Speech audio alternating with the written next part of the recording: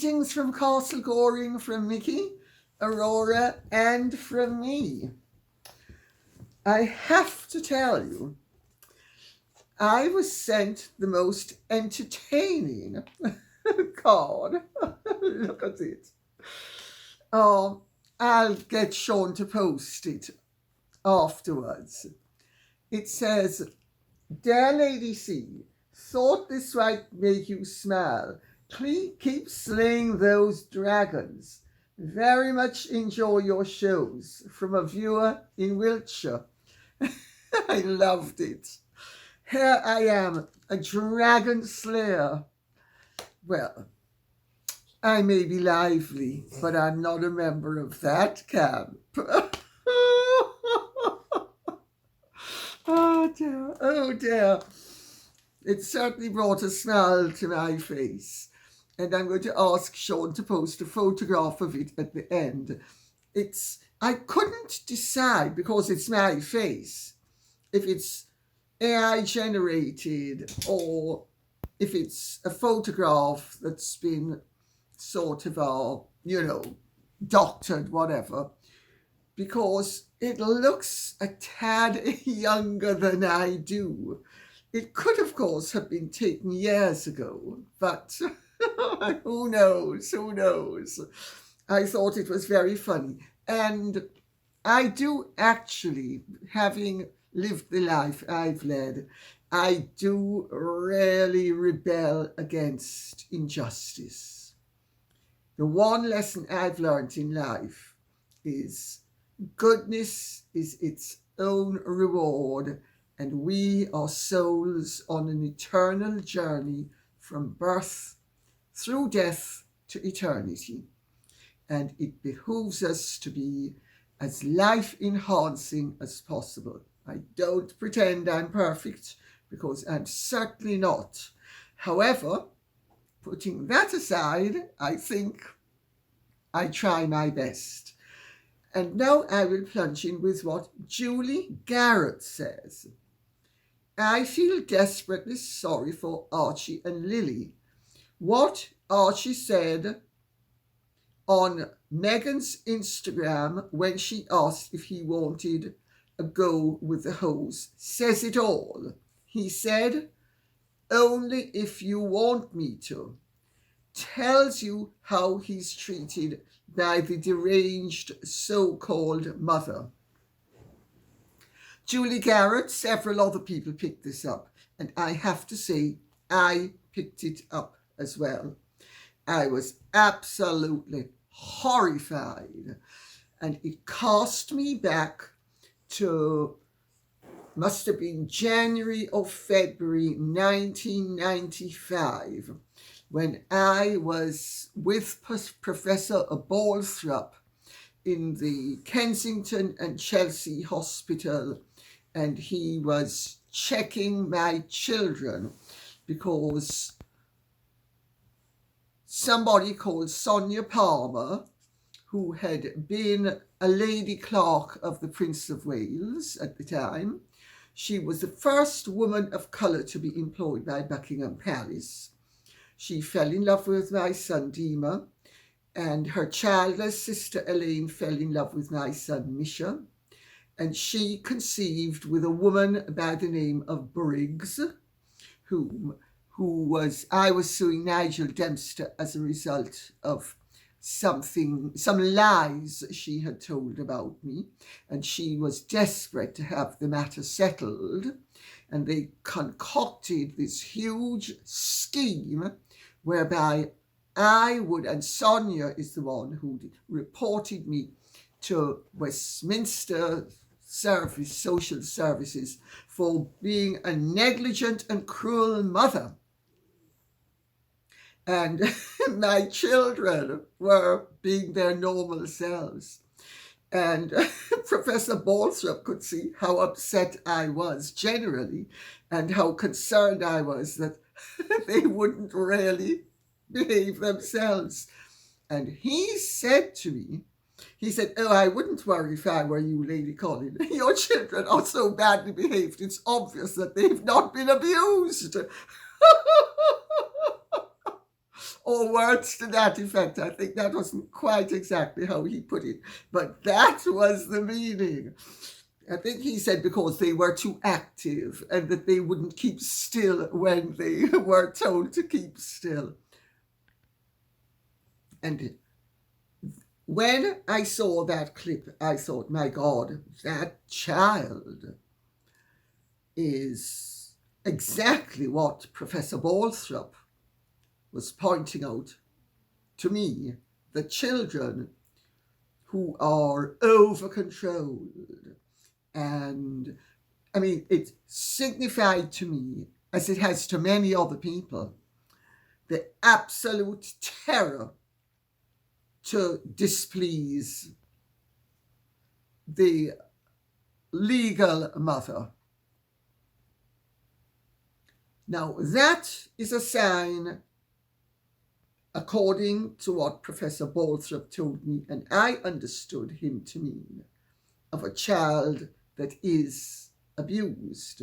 It doesn't have to be abused physically, but living with that degree of terror, of displeasing the authority figure, is truly dreadful for any child.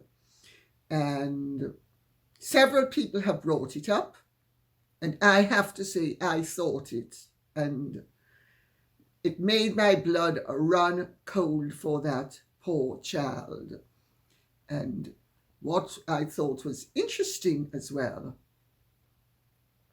was that he might be so terrified of her and so eager to please her so that he will never fall foul of the monster that he sees. That he, because to an extent, I identify with that as well, because that, I think, was a part of my dynamic with my mother, because although when I was growing up, she didn't superficially abuse me. I saw her abusing my brother. I saw her abusing my younger sister. I saw her abusing the servants. I saw her abusing people generally. And I think on an unconscious level, I was terrified of her, because I knew that if I felt, she used to say, make sure you don't fall into my wasp's nest. And I made absolutely sure I didn't. But that was a degree of terror that the child felt for the terrorist parent. And I hate to say it, but just off that snippet, I think that's the dynamic of what's going on in that household. I could be wrong. We could all be wrong. The earth could be flat.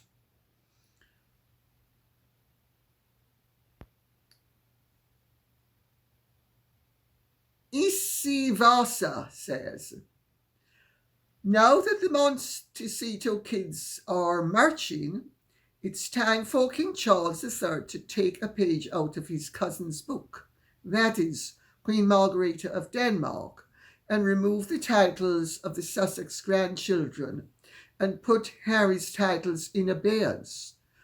Do that, he becomes, so I think it meant so, but it says do, so that he becomes Henry Mountbatten Windsor and its wife becomes Meghan Mountbatten Windsor.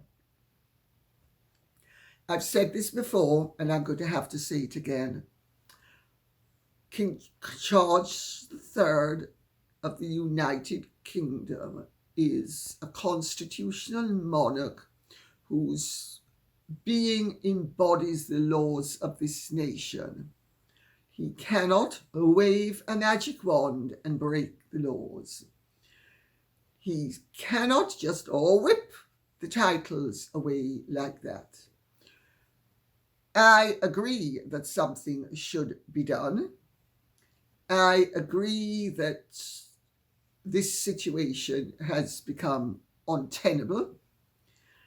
I agree with you that he should take a leaf out of his cousin Daisy's book, and that he should find a way of doing what Daisy did to her two grandsons who were busy marching and milking the prince title for all it was worth. Using the children the way they are being used is offensive. However, it has to follow legal procedure. And until such time as the children are flagrantly used at, let's have Prince Archie of Sussex t-shirts, one tear left eye at a time.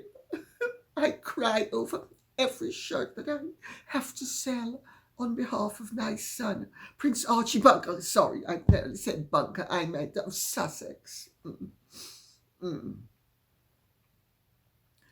But he can't take away the peerage.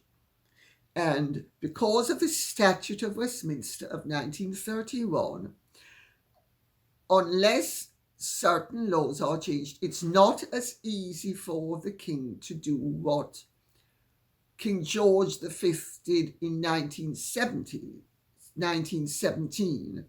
So when he stripped Prince Alistair of Connaught of his princely title, I'm not saying it can't be done, but there are now constraints that did not exist in 1917 as a result of the Westminster Statute of 1931. So I hope that answers the question. But something should be done, but so much else is going on that is rather more important. I mean, look at what's going on in the world generally at the moment. So I don't think that disciplining the recalcitrant couple is going to be high on the list of priorities. Christos Liakis says, Dear Lady C, as you know, news broke that WME ditched Megsy Baby. One tear left eye. One tear left eye. A half rebuttal, well spotted, was issued by them asserting they still represent her.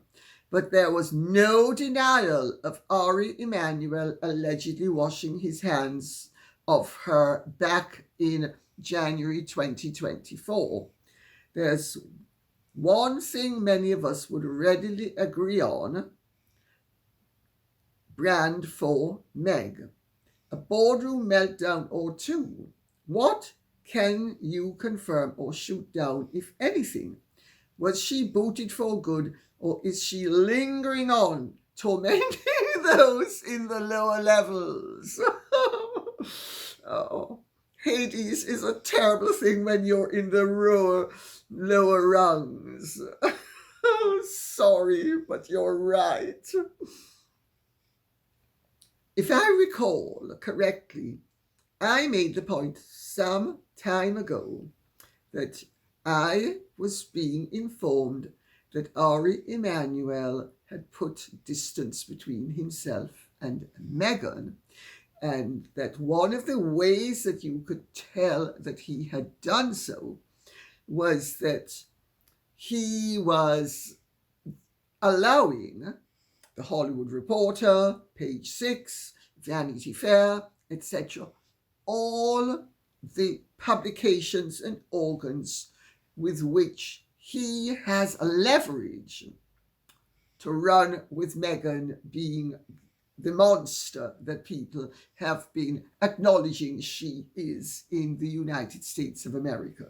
Remember, it was one thing for this to be done in the United Kingdom, and for everybody in America to think, oh, well, the royal family doesn't understand. And Meghan's excuse was, well, there are cultural differences because I'm an American and I like to get things done. Get them done. And the royals and those English people are just so lazy. I mean, nothing snappy the way I am snappy. Slap him once, slap him twice, slap him again. Rachel Zane has come back to life. Well, now you know. Page 6 has come right out and said it, but WME has denied it. What does that tell you?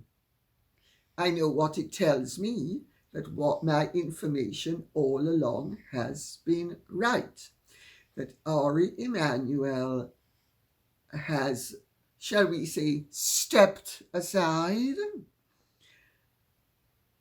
You notice he's waded in, both fists flying, on behalf of Blake Lively and Ryan Reynolds. He hasn't waded in on behalf of Megsy Baby. Also, Megsy Baby has not appeared at any of the major events or parties that one would have expected her to attend. Remember the good old days when he was imposing Megsy Baby on clans such as Kevin Costner? It isn't happening now. Another tear left eye. Just a tear's left eye. Paul Donham says, Meghan cosplaying Diana is like Psycho. You're absolutely right. Except she's not Norman Bates. She's Norma Bates. She's Norma Bates. It's always been to not only maintain domination and control and validity for her relationship with Harry, but I'm just Castor. Come into my bed, Oedipus. Yes, I'm Jocasta, but not Jocasta who gave birth to you. I'm Jocasta, Mach 2. I wear the same clothes as your mother. I wear the same scent as your mother. I am your mother brought back to life. And your mother talks to me from the grave. Yes, she does. Diana, Mom, do tell me what I should be doing. You've got to tell H. Well, you call him H. Oh, sorry. You're supposed to be Diana, my dear, and therefore you're not supposed to be speaking like Meghan. So you've got to tell Harry that it's not possible for him to continue to fail to acknowledge that you are my embodiment. It's sick. It's truly sick. It's very disturbing, especially to people who know them well. But I have a little morsel up my sleeve for you on Thursday. I am getting quite a lot of information about the antics of certain members of the Spencer family, going all the way back to when Diana died, and some of their conduct, which I will go into on Thursday. I'm just waiting for one or two others, little bits of information, will assist all of us in understanding why Harry has support from certain quarters and therefore feels able to go along with what we can all see is a total farce. Benedetta Massa says, and actually I rather like the name Norma Bates. Do you think we should use it for Megsy Baby, at least occasionally? I am beginning to think it might actually be very suitable. I suspect Benedetta Massa might actually agree, because she says, a narcissist tries to destroy your life with lies because his can be destroyed with the truth. So apt, so true. But you see, it's not only that a narcissist tries to destroy your life with lies, because basically he fears that his will or can be destroyed with the truth. It's that to a narcissist, the truth and lies are all the same. They have equal validity. They have equal importance, because what the narcissist is doing is using all material available to him to present a facade that he knows he's not entitled to and is not really valid. Narcissism at its core has great insecurity and lack of respect for one's original self, and rarely a degree of self-hatred that is so frightening that it has to be concealed even from the narcissist himself. And then he'll use anything. I could see with my mother, and I can see it with Megsy Baby. Anything that pops into their heads, pops out of their mouths, as long as they think it's going to play. And they're so irrational that no matter how preposterous it is, they will come out with it without even thinking about it. Because in their delusional way, A, its validity doesn't matter. Because B, they have said it. Because C, they are so great and grand. Because D, they fear that and know secretly that they are actually pathetics.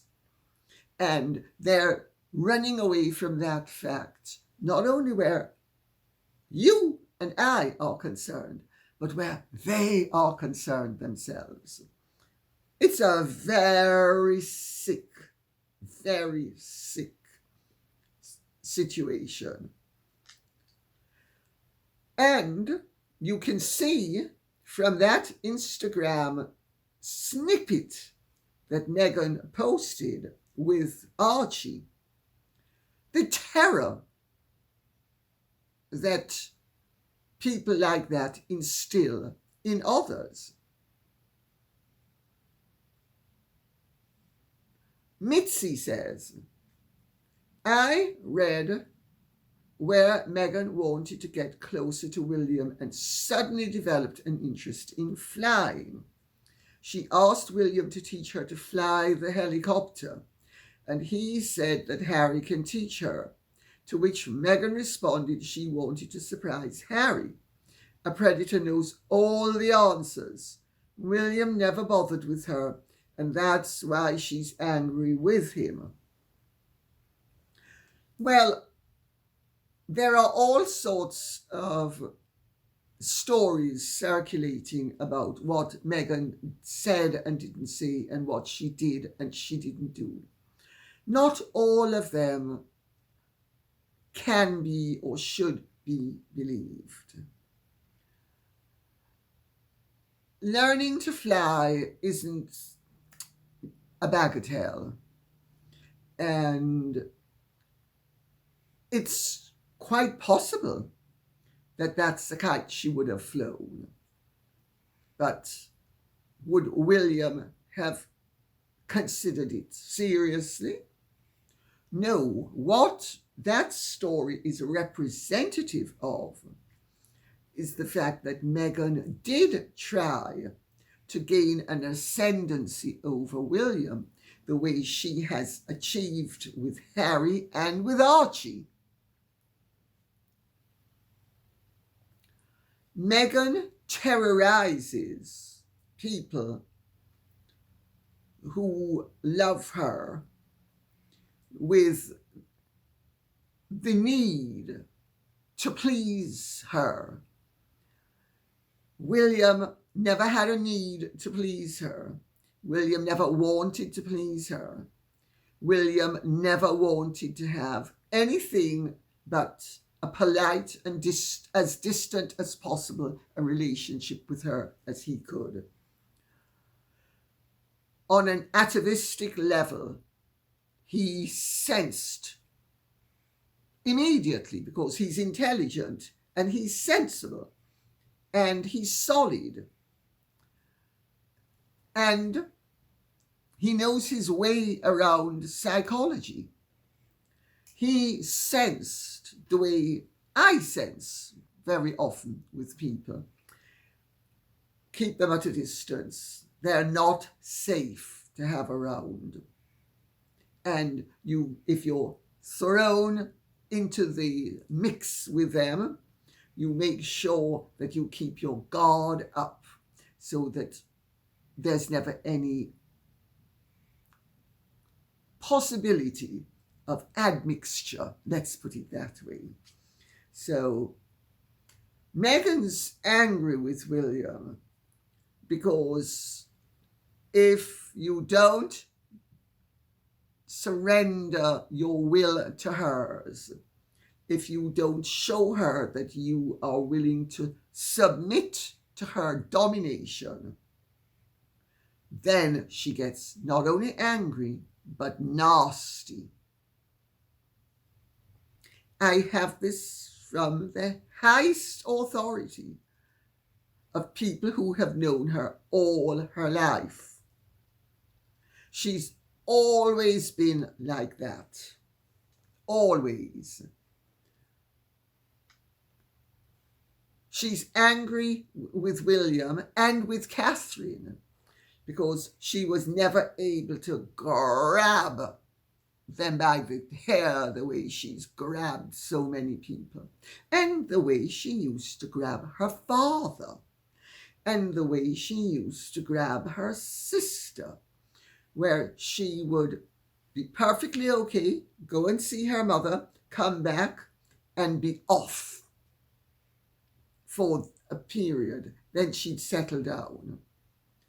She's always been a tricky number, and she is a true dominatrix, and she is a true narcissist, because if you don't surrender your will to her, she has you, as Jason Knopf put it, in her sights. So let's leave it at that. Michelle Mercado says, "Hello, Lady C. Greetings to you and your fur babies. Woof woof.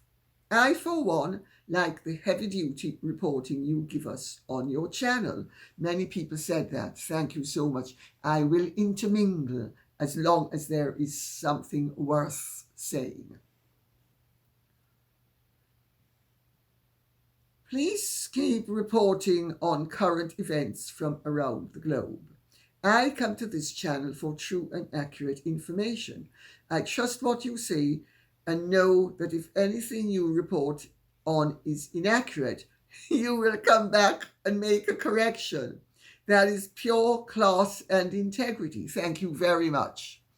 Yes, if I am in the wrong, I hold up my hands and say, and the fact of the matter is, nobody can always be right, with the best will in the world. Even if you know everything, you can't be right, and nobody can know everything. And so now I am going to give you some information that I have had on the back burner for the last week, because I was going to run it last week Thursday, sorry, and ran out of time, so I'm going to run it today. I'm going to mention, and this is really important, and everybody should bear in mind what I'm saying. There is a pediatric neurologist at the Rossignol Medical Center in Arizona called Dr. Richard Fry, who seems to have hit upon a solution, as opposed to necessarily a cure, a solution for autism. He has done studies. In one study, he took 44 autistic children, and they had various antibodies, and they were given 50 milligrams of leucovorin per diem for 4 months. All the patients had language, behavioral, hyperactivity, mood, attention, deficit, aggression problems massively improved. I think that was in 2014. In 2018, he did another study where he found that children with autism and language delays that were treated with leucovorin all experienced significant improvements in language, as well as in their irritability, their hyperactivity, their lethargy.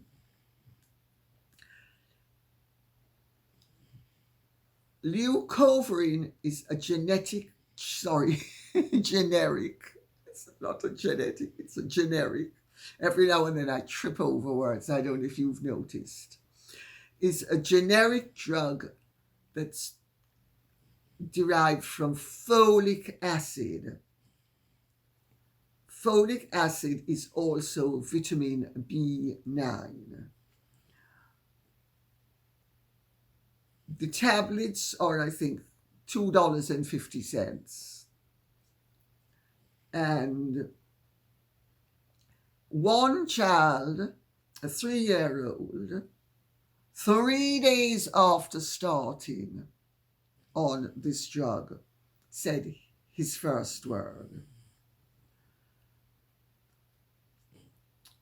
Leucovorin is often given to cancer patients to help to protect their red blood cells against chemotherapy. Connection seems to be that autistic children don't get enough of a folate supply to their brains due to a deficiency, blockage, whatever. And that this doesn't only cause communication issues, but behavioral issues. This is so important because when I was young, autism was virtually unheard of. And the mere fact that it has become so much more widespread tells you that it is most likely due to something in the diet, the environment, whatever, because it's not a condition that was typical when I was young, when food rarely was grown, picked, consumed and you didn't have all the processes and processing that you now have. So I thought I would mention that because I think if it strikes me as important, I hope I'm sufficiently sensible that it will be of some consequence to some people. So today's is not so much about what's going on in the world politically, although an awful lot is, some of which makes me raise my eyebrows to the sky, but the less said about that, the better. Aline Sendry says, Lady C, it was great that you mentioned the military-industrial congressional complex from Eisenhower's own draft of that speech. That speech is his farewell address to the American nation in January 1961.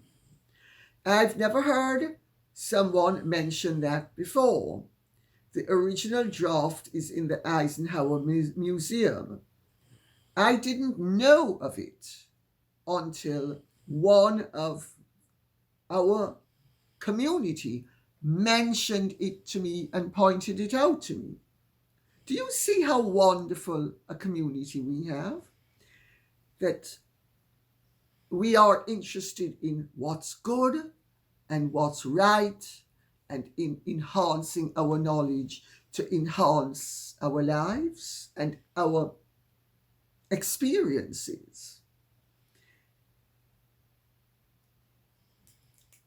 Eisenhower clearly felt that he must take out the mention of the congressional aspect of the complex because it would not be appropriate for an outgoing president, that is a member of, well, to be saying what he was saying, so critical of Congress, because remember, it's Congress and the Senate. So you have on the one hand the president, and you have on the other hand Congress and the Senate. And he picked up even then, and it's only got worse really, that a danger in society is when the representatives of the people are not fulfilling their duty to the people. Now, I have to tell you, sorry, I can see it happening in this country as well. I mean, Keir Starmer came up with this crazy idea that all of us who are creators should, unless we opted out of his crazy scheme, have our right to copyright overridden for AI to consume it, subsume it, and use it. I mean, that's a supposed elected prime minister of this country who is supposed to be doing work that is for the good of the people of this country. Well, we need to be vigilant. And the one good thing about the internet and social media is that it allows us to be informed and to have voices that if we use wisely and well, our elected leaders will respond to in an appropriate light.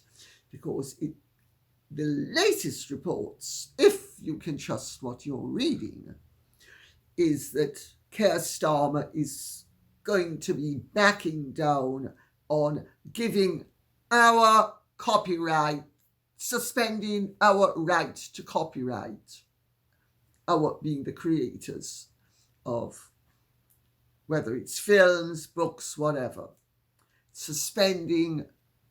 And so hopefully from here on in, AI will have to come up with other ways of advancing itself, but not by stealing our copyright or by the British Prime Minister stealing it on behalf of AI.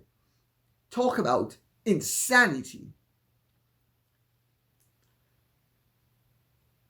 Uma Bell says, the World Economic Forum is German, always was and still is. The Fourth Reich are finally back in power, in my humble opinion. Klaus Schwab's father was a Nazi. It's a matter of record. And Klaus Schwab really has created what seemed to be a very good and progressive idea that would be on the face of it when it was first created and at its inception, shall we say, where leaders from all over the world would get together and cooperate so that progress could be made in a positive way. Well, it's turned out that the World Economic Forum has ominous aspects to it, which really lead one to question whether it's not about Übermensch. And the Übermensch are going to keep the little people in their place. Is that German? No. Is that evocative of the Nazis? Yes. It's also because the Nazis were simply another of the many totalitarian, authoritarian regimes that have existed throughout history. There's nothing unique about the Nazis in terms of authoritarianism. They were simply the latest outgrowth, shall we say. Oh, they did come up with some pretty offensive and ghastly and inventive. They did invent some pretty ghastly things, but not even genocide was invented by them. Let's not forget what happened to the Armenians in the first years of the 20th century. I think Hitler said, well, no one remembers or cares about the Armenian massacres. So even there, he wasn't original, which doesn't mean he wasn't dreadful. And it's not German. It's at best Nazi. But it's not German. The German people have nothing to do with this.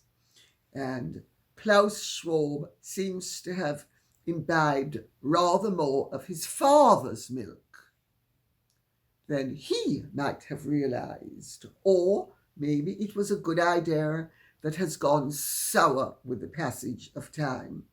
Because, as Lord Acton said, power corrupts and absolute power corrupts absolutely.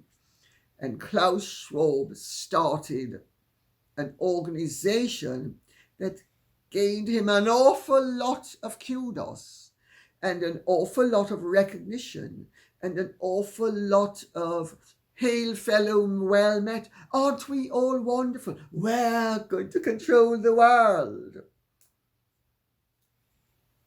And it was but a short step from that to you will own nothing, but you will be happy. And if you're not, was the subtext, we're going to make sure that you are. Shades of 1984, An Animal Farm. Thank you so much, George Orwell. So, I think that is that. And on that note, may I say thank you very much for listening. I hope this has been of some interest to you. If it has, please keep the questions and comments coming in so I will know what you would like us to be speaking about. Thank you so much. Take good care and Godspeed. And if you have truly enjoyed this, would you care to like, share, subscribe, press the notification bell, and take good care. Bye-bye.